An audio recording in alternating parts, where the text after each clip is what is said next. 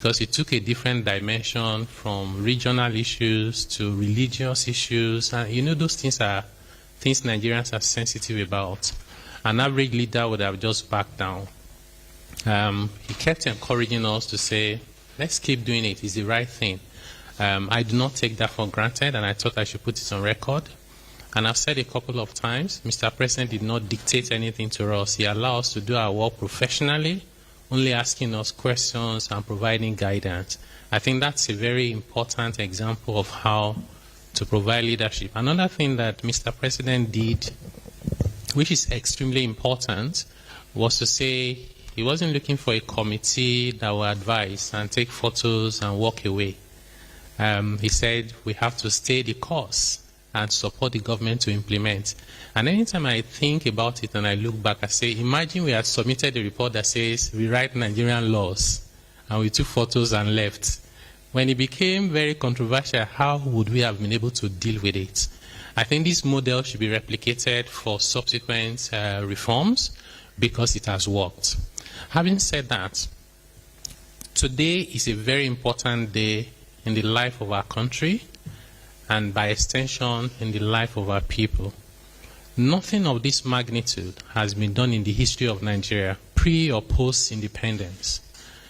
Today is the day that that very holistic reform that we have been asking for, some of us have been practicing as professionals for more than 2 decades.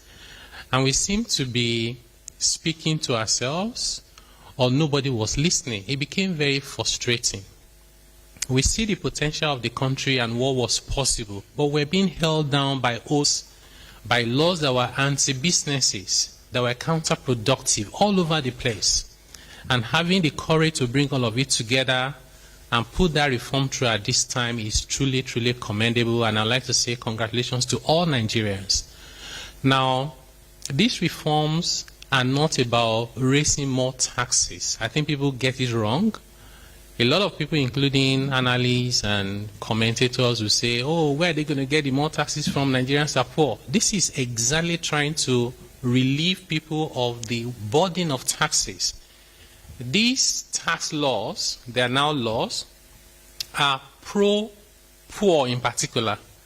More than 1/3 of workers in both the private and public sector will now be exempted completely from PAYE. They will not have to pay personal income tax.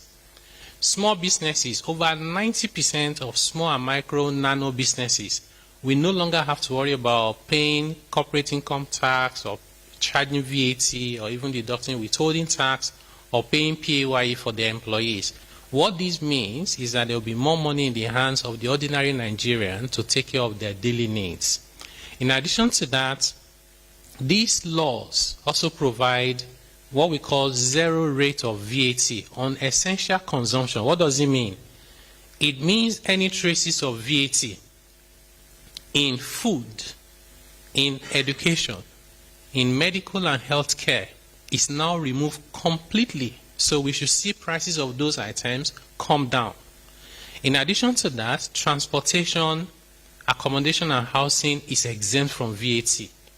Our analysis, which was very clear, is that these items collectively account for more than 80% of where Nigerians spend their money. That's a huge relief for them. We also have provisions in those laws to help us improve efficiency. Efficiency in how we collect taxes, and also efficiency in the transparency of reporting the taxes we collect, which we expect should then be linked to how those taxes are utilized for the purpose of the people. This is really revisiting the social contract between the government and the people. In addition to that, these laws will promote Nigeria in terms of competitiveness. It's harmonizing the taxes that companies have to pay, reducing the burden of those taxes, and removing distortionary tax waivers and incentives. Because what has been happening is that if you are a very honest person doing your legitimate business and you don't know anyone, you will struggle because your colleague or your competitor who is well connected gets all manners of waivers that you don't have access to. That has been taken care of. There is now transparent incentive regime, reducing discretion and subjectivity, and it's available to anyone once the conditions are met. We also have provisions that speak to wasteful incentive generally, including how do we address tax evasion. This is another very important point. If you have two people doing business, one person is paying their taxes correctly and honestly, the other person is evading their taxes and paying bribe wherever they can find anyone. What we are essentially doing is we are incentivizing the tax evader and we are discouraging the compliant taxpayer. That is not a sustainable way of building a society. These tax laws also address that, because it's going to make tax evasion now more expensive while simplifying voluntary compliance. This is how we can build a society we can all be proud of. Of course, if you allow me to continue, there are a lot of other issues that I'm excited to start talking about them. But I think what is most important is to remind ourselves that why this event of today is so important, the journey is just beginning. Writing the law, no matter how beautiful, no matter how transformative, no matter how innovative, means nothing if it is not properly implemented. So we are mindful of that. We are not going to relax. Mr. President has given us the charge that now is the time to move to implementation. And we are ready. We are prepared. It is not something we can do alone, even from the government side.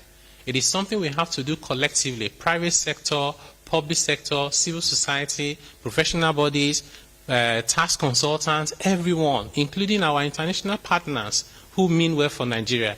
This is the time to implement with sincerity, laser focus, and with purpose, so that when we look back in another 1 or 2 years, 3 years, 5 years, 10 years down the line, we will say, yes, we came together as a people.